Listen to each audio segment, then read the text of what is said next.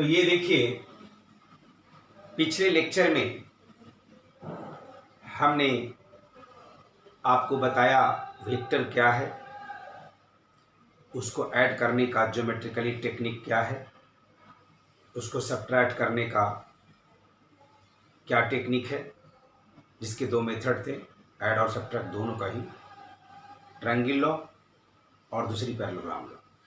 ये सारा डिस्कशन मैंने पिछले क्लास में किया। फिर हमने दो वेक्टर का ऐड करके उसका प्रॉपर मैग्नीट्यूड क्या होगा, उस फार्मूला को डेवलप किया, डिराइव किया, जिसको हम रिजल्टेंट ऑफ वेक्टर कहते हैं। और वो जो फार्मूला आउट होकर के आया था वो हमारे सामने यही था, r is equal to root under A square plus b square plus 2ab cos theta, जिसमें मैक्सिमम रिजल्टेंट तब हुआ था जब थीटा 0 यानी a प्लस बी, और मिनिमम तब हुआ था जब थीटा 180 cos 180 माइनस 1 जो a माइनस बी। ये सारी बातें मुझे डिस्कस कर रखी है पिछले लेक्चर में। तो आप इस लेक्चर को समझने के लिए आपको लेक्चर फर्स्ट, लेक्चर 2 ये सब को आपको अच्छे से पढ़ लेना होगा वीडियो को, तब जा करके आप समझ पाएंगे।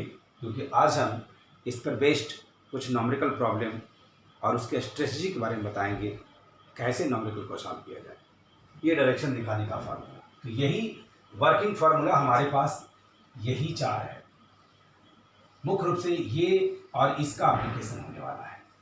ये दो फार्मूला का काफ़ी एप्लीकेशन होगा।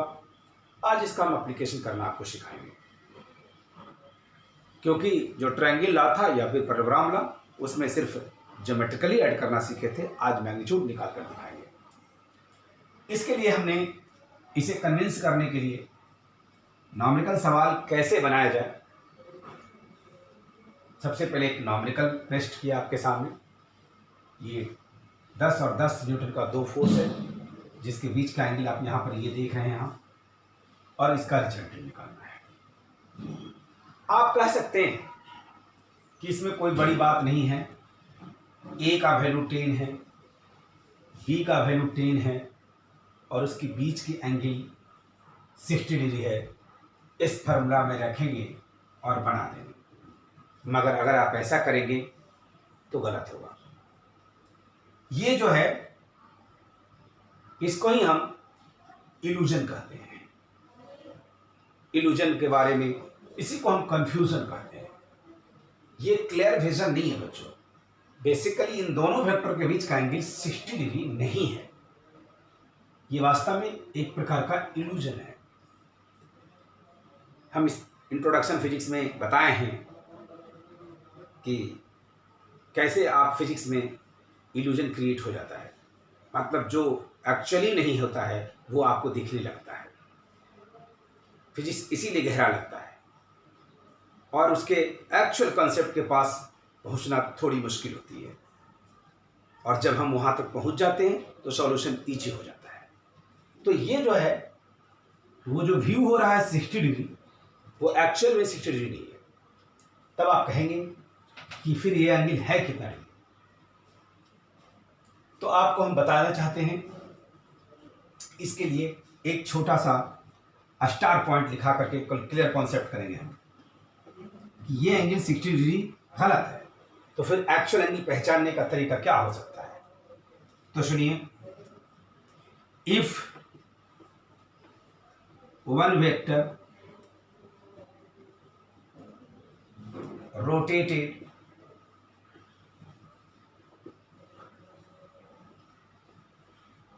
towards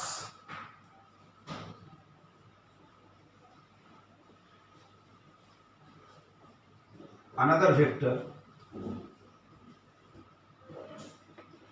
and if their heads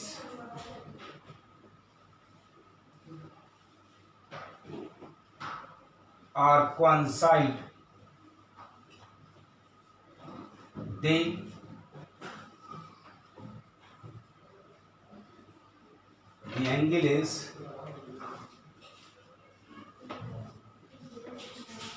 true, otherwise wrong।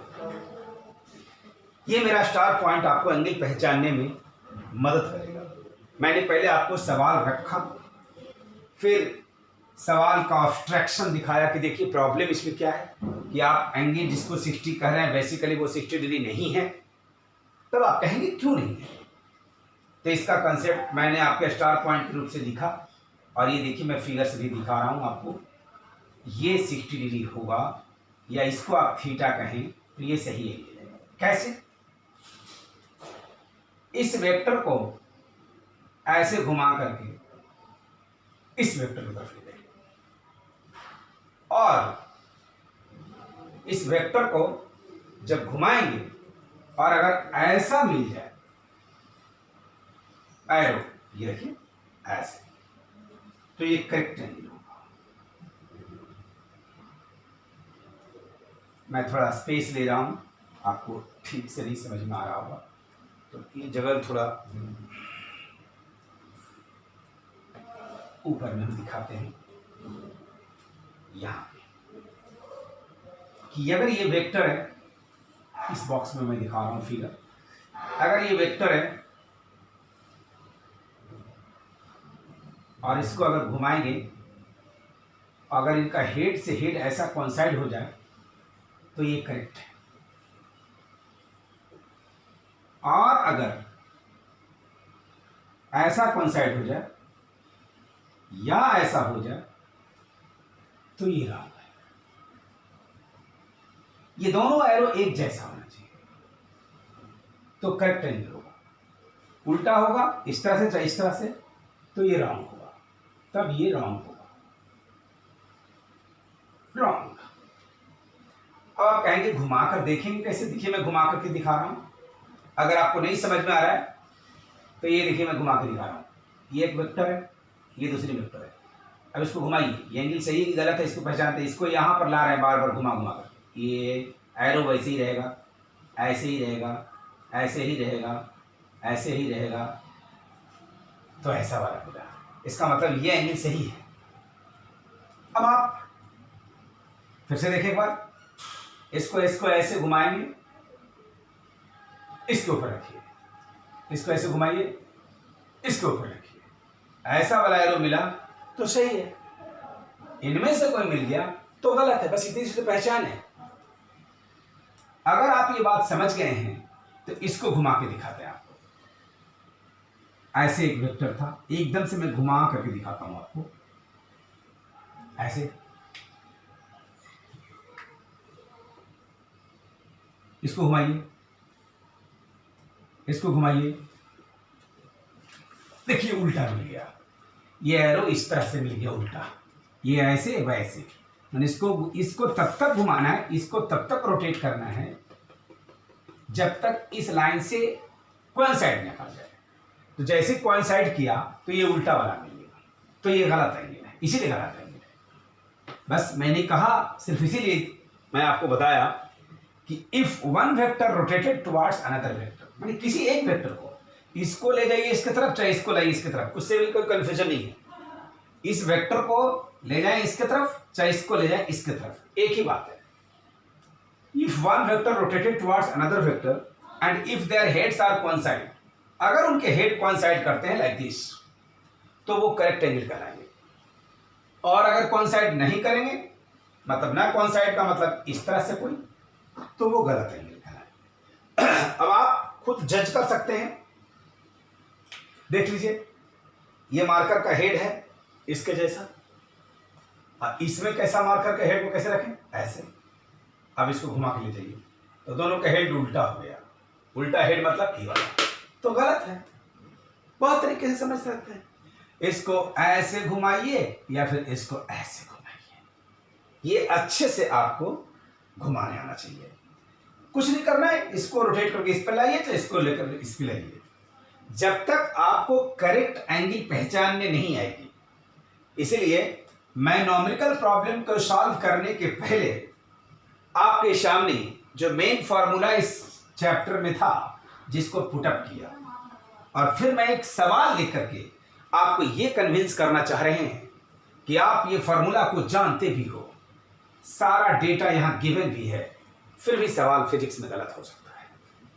अगर कॉन्सेप्ट ब्राइट नहीं हो, अगर विजन क्लियर नहीं हो, तो हम आपको यही क्लियर विजन दिया कि how to detect the actual angle between two vector. आप दो वेक्टर के बीच में एक्चुअल एंगल को डिटेक्ट कैसे करेंगे, पता कैसे लगाएंगे, कंफर्म कैसे करेंगे, इल्यूजन को दूर कैसे करेंगे, कंफ्यूजन को दूर कैसे करेंगे, यह आवश्यक है। तो ये मैं समझता हूं कि यह आपको समझ में आया होगा। तो और भी हम एक दो एग्जाम्पल देकर के एंगल पहचानने का पहले काम करते हैं, तब हम इस सवाल का सॉल्यूशन तो करेंगे ही करेंगे। इसका सॉल्यूशन फिर करके हम दिखाएंगे।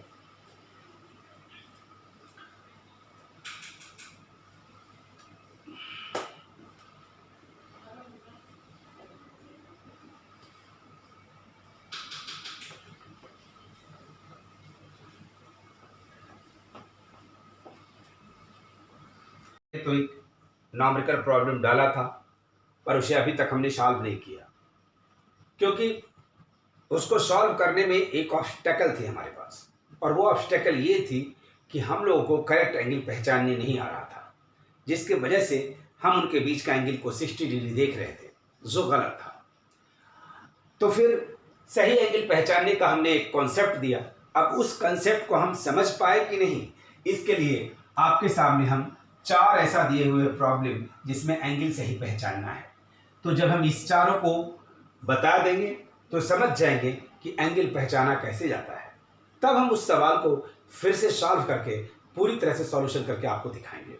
तो सबसे पहले इसको आप देखें, ये करेक्ट एंगल है कि नहीं। अगर आप इसको घुमाएंगे बच्चों तो ऐसे है, और ये ऐसे घुमाते घुमाते देखिए दिखा रहे हैं आपको, एकदम से घुमाते घुमाते दिखा रहे हैं, उल्टा हो गया। ये देखिए दोनों उल्टा। जैसे मैं बोला था कि करेक्ट का मतलब ये करेक्ट था, ऐसे वाला करेक्ट, सॉरी, ये दोनों अगर एक दिशा में तो करेक्ट, और ये कैसे या ऐसे, ये दोनों स्थिति में रॉन्ग। मतलब एरो उल्टा पुल्टा जैसे भी हो जाए तो गलत। तो आप इसको देखें, उल्टा पुल्टा मिल गया, ये ऐसा मिल गया, इसके जैसा मिल गया, तो ये गलत है। इसको थोड़ा सा आगे बढ़ा दीजिए, इस एरो को आगे बढ़ाइए, ऐसे इस एरो को थोड़ा सा आगे बढ़ाइए, और अब इसको घुमा करके देखिए, ये एंगल को देखिए आप। तो ये एंगल को इसी तरह से घुमा के देखेंगे तो आपको ये एंगल सही नजर आएगा, क्योंकि इसमें ऐसा एरो मिल जाएगा। कंफर्म आप देख सकते हैं, जैसे मैंने बारी बारी से करके घुमाया, आप भी घुमा के देखिए। तो ये एंगल कितना होगा, 120 डिग्री। तो करेक्ट एंगल कितना होगा, wrong angle 60 degree, correct angle 120 degree हो गया। इसके बारे में सोचिए, इसको आप घुमाएंगे तो ये वाला केस मिलेगा, देख लीजिए घुमाकर, ये ऐसा मैच कर जा रहा है, तो ये एंगल करेक्ट एंगल है, ये करेक्ट एंगल है। फिर इसको देखिए, इसको जब हम इसको इसके ऊपर घुमा के ले जाएंगे तो ये कैसा मिल जाएगा। एक बार फिर से दिखाते हैं आपको, एक वेक्टर ऐसे है, दूसरा वेक्टर ऐसे है, इसको और ऐसे घुमाइए, इसको और ऐसे घुमाइए, ये देखिए उल्टा मिल गया कुछ इस वाला, तो ये भी रॉन्ग है। तब आप क्या करेंगे, इसको आगे बढ़ा देंगे और फिर एरो जैसे है वैसे ही मेंटेन करेंगे। अब आप देखिए, ये एंगल देख लीजिए, इसमें सुपर इम्पोज कर जाएगा, इसका केस मिलने का चांस है, मिलने का चांस नहीं बल्कि मिलेगा ही। तो ये 30 डिग्री, ये पूरा 180 डिग्री, तो ये कितना हो जाएगा, 180 में से 30 चला गया, 150 डिग्री। तो ये करेक्ट एंगल इसका क्या हुआ, 150 डिग्री। उसी तरह से इसको आप घुमा करके देखें, ये भी उल्टा वाला मिलेगा, इसको थोड़ा आगे बढ़ा दें, अब ये एंगल कितना हो जाएगा, निश्चित रूप से 60 डिग्री हो जाएगा, क्योंकि पूरा 180 120। तो इसमें करेक्ट एंगल कितना हुआ, तो इसमें हम लिखेंगे करेक्ट एंगल 150, रॉन्ग एंगल कितना था इसमें 60। ऐसे फिर इसमें बताइए करेक्ट एंगल 120, रॉन्ग एंगल 60। ये तो इस तरीके से आप करेक्ट और रॉन्ग एंगल पहचान सकते हैं। अब इसमें थोड़ी सी हो सकता है किसी विद्यार्थियों को ये कंफ्यूजन हो रहा होगा कि चलिए ठीक है, रॉन्ग तो पहचानने हमको आ गया, लेकिन करेक्ट के लिए कभी आप इस लाइन को बढ़ा देते हैं, कभी इस लाइन को आप बढ़ा देते हैं, तो हम ये कैसे समझ पाएंगे? कहीं आपको कंफ्यूज हो रहे होंगे। ऐसे तो कंफ्यूजन बहुत नहीं होना चाहिए, लेकिन फिर भी आपको हो अगर रहा है तो मैं एक और टेक्निक दे रहा हूं, इसको एकदम से आइडेंटिफाई करने का एक और अच्छा सा टिप्स दे रहा हूं मैं आपको। तो देखिए कैसे।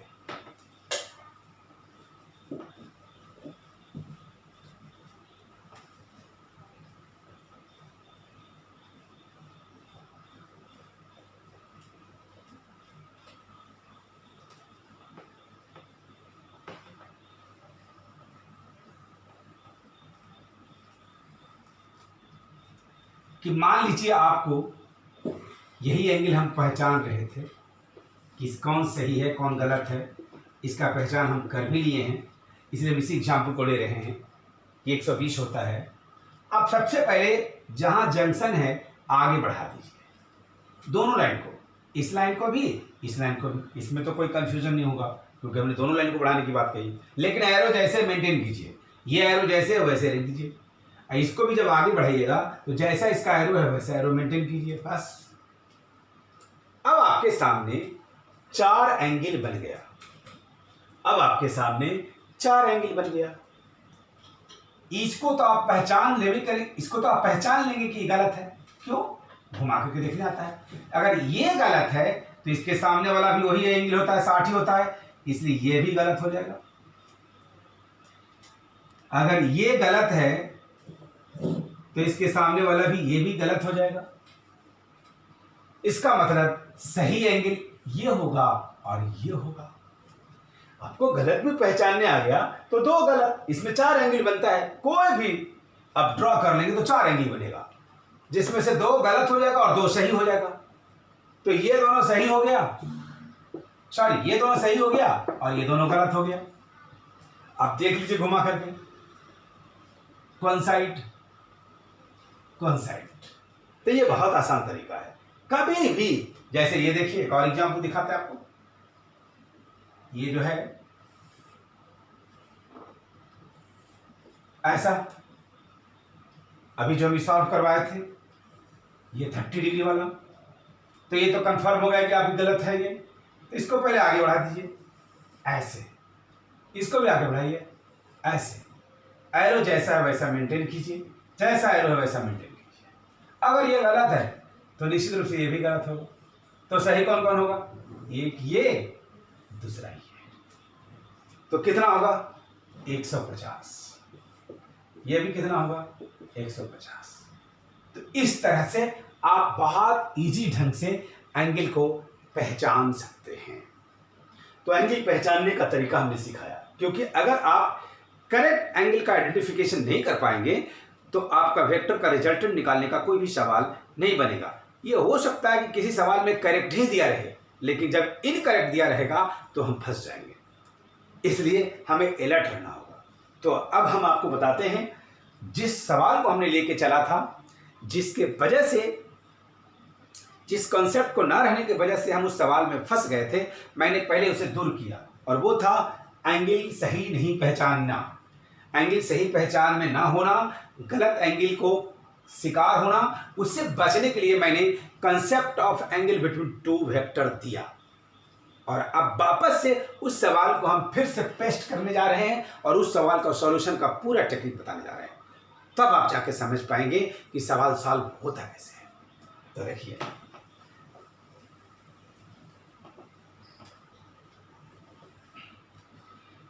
वापस हम उस सवाल जो लिए थे क्वेश्चन नंबर 1, हम उसको वापस उठाते हैं यहां पर।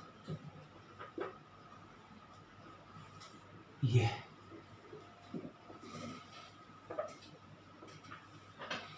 ऐसे ऐसे और ये 60 डिग्री। ये कितना है? 10 न्यूटन। और ये कितना है?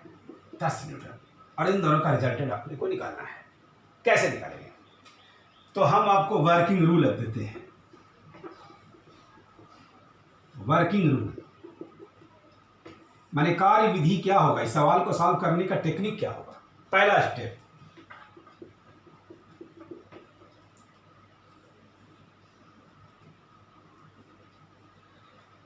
Identify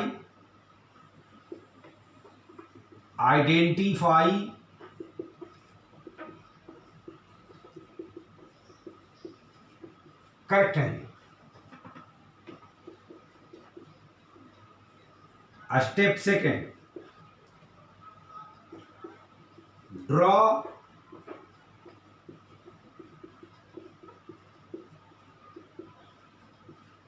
correct parallelogram.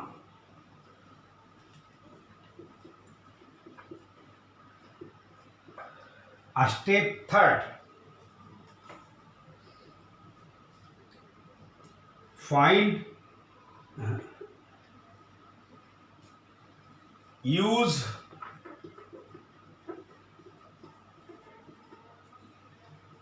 Correct formula.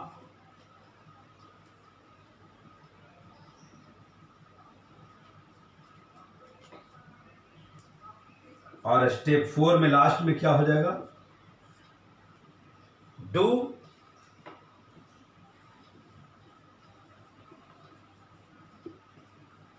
Correct calculation. ये 4 स्टेप में किसी भी रिजल्टेंट का फॉर्मूला, किसी भी 2 वेक्टर का रिजल्टेंट अगर निकालना हो, वो चाहे किसी भी बुक का प्रॉब्लम हो, अगर आपको रिजल्टेंट निकालना है, HC वर्मा का हो, NCERT का हो, अरिहंत पब्लिकेशन का हो, किसी भी बुक का हो, टिपलर्स का हो, जीवांशिकी का हो, आप सॉल्व कर सकते हैं। बस ये 4 स्टेप आपको अच्छे से आना चाहिए। These are the 4 steps regarding to solving the problem of resultant। इसमें हम क्या बोला? पहला स्टेप क्या था मेरा? Correct angle. यही मैं बोला हूं, आइडेंटिफाई करेक्ट एंगल। तो पहला क्या है? Correct angle. दूसरा क्या है? Correct parallelogram. सही पैरेललोग्राम बनाइए, जो मैं सिखाया पिछले 2 क्लास में। फिर क्या हुआ? Correct formula. अभी जो फॉर्मूला लिखा था R = √A² + B² + 2AB cos θ, correct formula.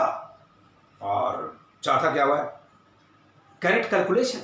सब कुछ सही है और गुना भाग गलती है तो भी सवाल गलत हो जाएगा। तो करेक्ट कैलकुलेशन 4 स्टेप है।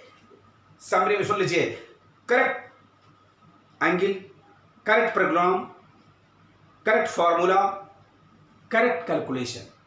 अगर 4 काम करेक्ट करेंगे तो आपका सवाल इनकरेक्ट नहीं होगा, तब आपका सवाल गलत नहीं होगा, आपका सवाल निश्चित सही हो जाएगा। ये 4 स्टेप इस सवाल में हम लेकर दिखा रहे हैं और आपको प्रॉब्लम बनाना सिखा रहे हैं।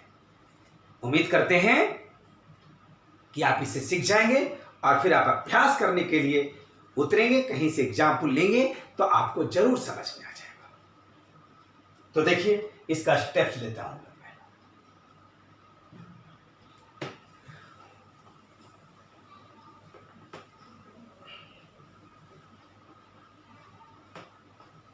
ये हमारा सवाल है। हम लोग करेक्ट एंगल पहचान चुके हैं, 120 होगा। ऐसे ये एंगल 120 हो गया।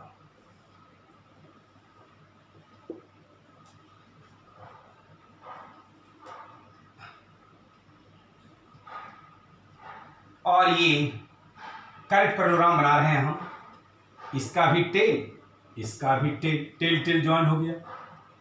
यहां से इसके पैरेलल तो हेड इसके जैसा, इसके पैरेलल यहां से खींचते हैं। ऐसे, और अब डायगोनल को मिला देते हैं, ये है, और इसी आर को आपको निकालना है। ये 10 न्यूटन था ही, ये भी 10 न्यूटन हो गया, और इसके बीच का एंगल 120 हो गया। तो हम दो काम करेक्ट कर लिए।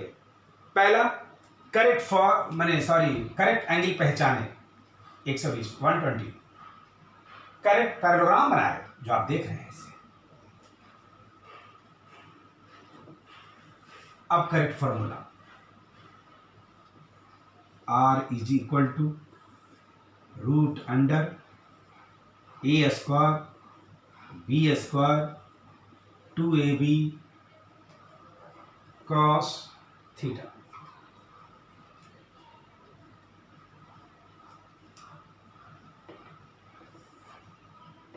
ए के जगह पर क्या लिखेंगे आप, 10 का स्क्वायर, बी के जगह पर क्या लिखेंगे आप, 10 का स्क्वायर, 2 ए के जगह पर 10, बी के जगह पर 10 cos 120 डिग्री।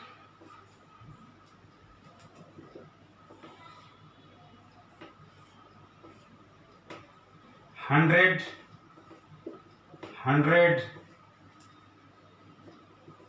200 cos 120 का वैल्यू -12 होता है। या टेबल से देख सकते हैं, छोटा बहुत एप्लीकेशन करने से ये निकल जाता है। ऐसे 9th 10th में जनरली विद्यार्थी 90 तक ही सीखते हैं, पर 11th के मैथमेटिक्स में आपको 90 से बड़े एंगल को भी वो फाइंड करना सीख जाते हैं, बहुत आसान है। तो उसकी वैल्यू मैंने रख दी। अब यहाँ से ये 100 से कट गया और -100 से +100 चला गया, ये 10 न्यूटन हो गया। एक काम हो गया बच्चों कि 10 और 10 को ऐड किया तो 10 मिला। यह भी बड़ा अजीब टाइप का रिजल्ट हुआ। इससे पहले हम लोगों ने ऐसा एडिशन नहीं देखा कि 10 + 10 = 10, ऐसा होता है। अगर फिजिक्स के जानकार ना हो और अपने गार्जियन के सामने आप बोलेंगे भी कि 10 + 10 = 10, तो गार्जियन बोलेंगे पढ़ाई लिखाई बंद कर दो। अभी तक आप 10 + 10 नहीं जानते हो तो क्यों पढ़ना। लेकिन वेक्टर में पॉसिबल है, यही तो समझना है। इसलिए बच्चों, वेक्टर का ऑपरेशन बाकी ऑपरेशन से डिफरेंट है। स्केलर जैसा ऑपरेशन होता तब तो फिजिक्स डिफिकल्ट होता ही नहीं। फिजिक्स डिफिकल्ट होने का बस दो वजह है, एक वेक्टर का एप्लीकेशन सही से नहीं करने आएगा, उसको मुश्किल लगेगा, और दूसरी कैलकुलस के एप्लीकेशन करने नहीं आएगी। इसलिए हम पहले आपको वेक्टर सिखा रहे हैं। आप वेक्टर अच्छे से अगर अप्लाई करना सीख जाओगे और कैलकुलस का इंप्लीमेंटेशन अच्छे से कर जाओगे तो आपका फिजिक्स बढ़िया हो जाएगा। मैं वेक्टर के बाद, ऐसे तो आपको कैलकुलस मैथ में पढ़ना है, परंतु मैं इस पर भी लेक्चर दूंगा कि how to apply calculus in physics. Whenever you feel that we should adopt integration, how can you feel we should adopt integration, and why can you feel we should adopt integration? Calculus में मुख्य रूप से integration और differentiation है बच्चों। ऐसे थोड़ी बहुत लिमिट की भी झलक कि उसकी भी आवश्यकता है, मगर ये बहुत अहम सवाल होता है। डिफरेंशिएट करना और इंटीग्रेट करना तो मैथ्स में भी बच्चे सीख जाते हैं, पर फिजिक्स में उसका एप्लीकेशन कब, क्यों और कैसे हो, इसकी ये बातें उनकी समझ नहीं आती जल्दी। तो हम इस पर भी वेक्टर के बाद लेक्चर देंगे। आप मेरा लेक्चर देख लेंगे तो आपको कैलकुलस अप्लाई करने में कोई परेशानी नहीं होगा, ऐसा मैं प्रयास उस लेक्चर में करूँगा। तो ये देख लीजिए इसका मतलब क्या है। 10 + 10 = 10 आ गया। मतलब ये कि अगर कोई कहता है कि 10 और 10 का रिजल्टेंट बताइए, यानी एडिशन बताइए, तो आपको हम बताए थे आज भी फॉर्मूला पर, मतलब इसमें हम थोड़ी देर पहले लिखा ऊपर पर बोर्ड पे कि कौन कौन से फॉर्मूला एप्लीकेबल होगा आज। तो उसमें एक आर मैक्सिमम था जो कितना आया था 10 + 10 20। फिर एक आर मिनिमम आया था जो कितना था a - b यानी 10 - 10 0।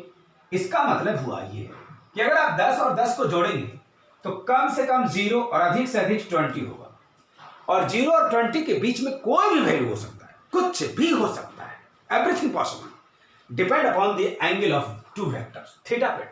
थीटा बदलेंगे तो बदलेगा।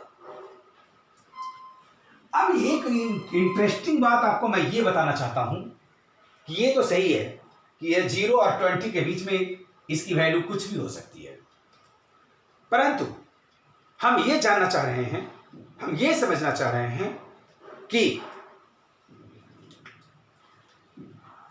असल में ये जो दो वेक्टर को एडिशन करके आया, ये हमारे प्रैक्टिकल लाइफ में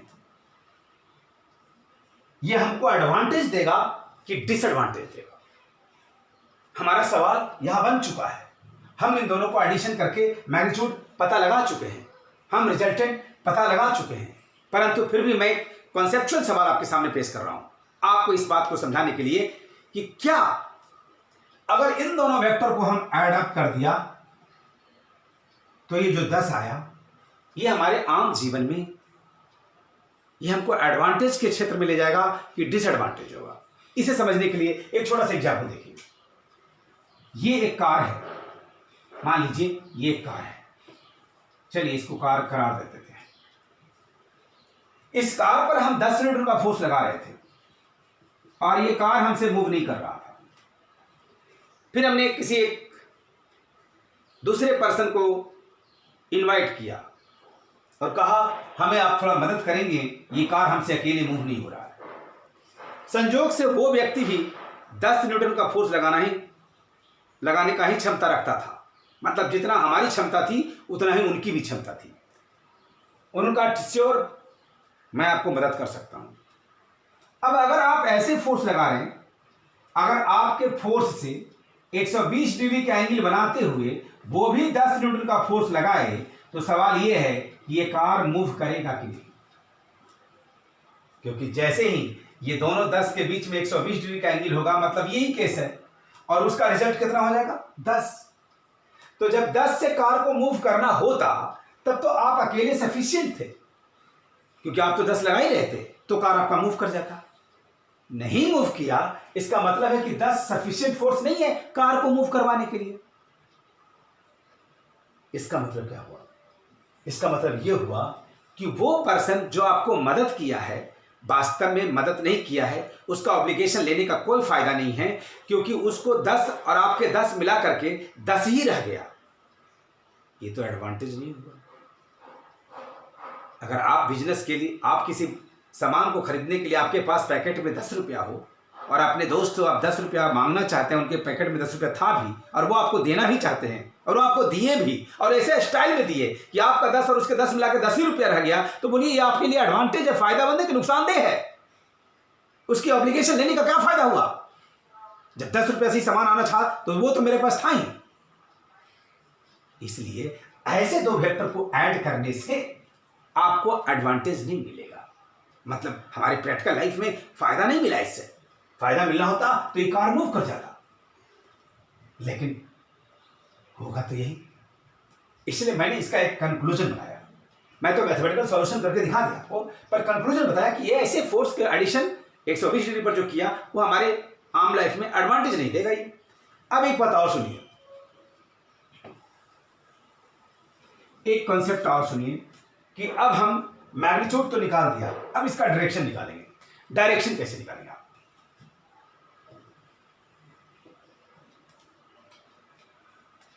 let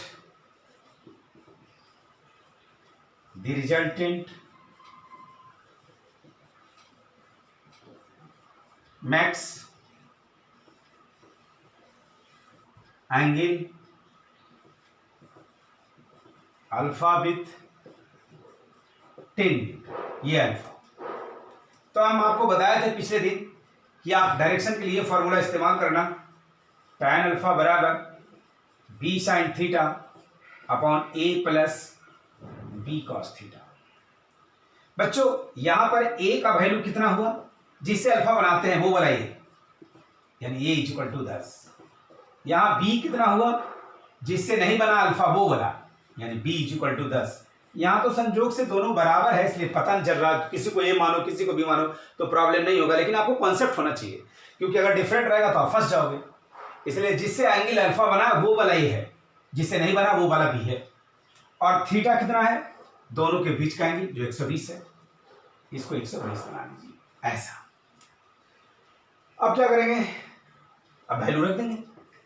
tan अल्फा बराबर 10 साइन 120 10 प्लस 10 कॉस 120 और 10 गुने रूट 3/2, 120 का वैल्यू 10 माइनस 10/2 और ये सबको जोड़ घटाव करोगे तो ये रूट 3 आ जाएगा। मतलब कुछ ऐसा कि tan अल्फा जो आ गया रूट 3 आ गया, जो कितना होगा tan 60 के बराबर होगा, तो अल्फा कितना होगा 60 हो जाएगा।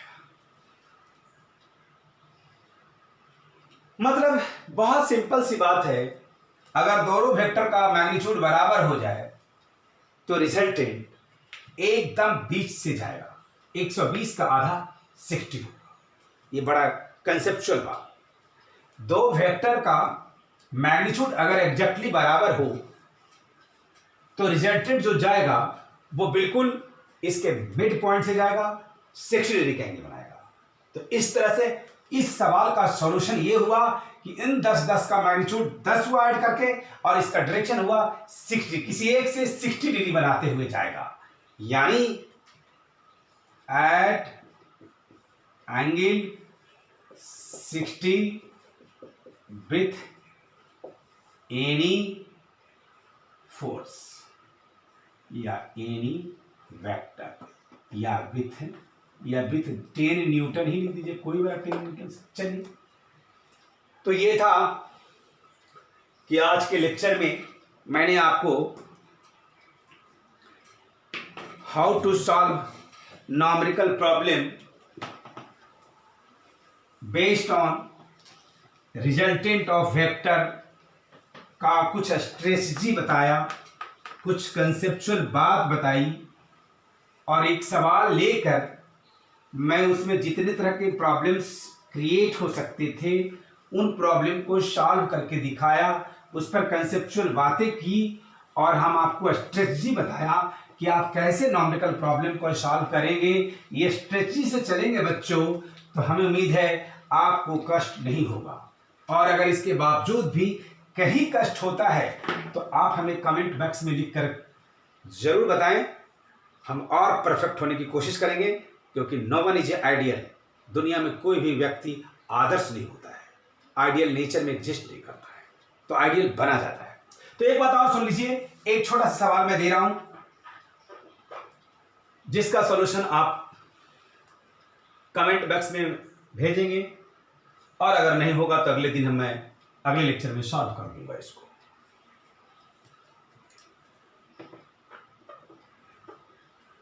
Two vectors having equal magnitude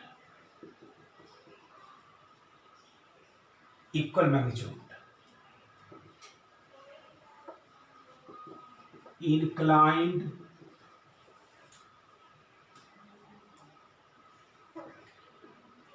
at angle theta with each other if their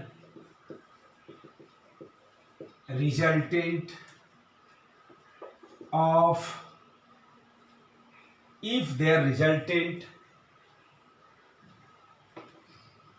is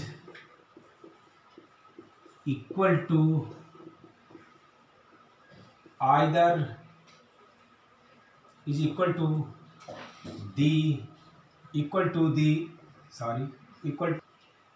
ये एक सवाल में दिया है। आज जो कॉन्सेप्ट सिखाया है उसी से बेस्ट इसे आप सॉल्व करके मेरे कमेंट बॉक्स में भेजिएगा और अगले लेक्चर में इसका सॉल्यूशन मैं बता दूंगा। Thank you.